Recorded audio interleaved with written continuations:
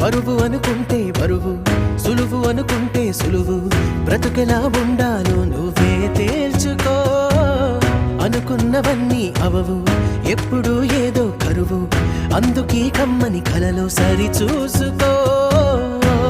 వేసవికి మామిడి పళ్ళు, వానలకు ఆహరి విల్లు, చలికి ముక్కుల మొంగిళ్ళు, కష్టాలకిలా చిరునవ్వే చాలు.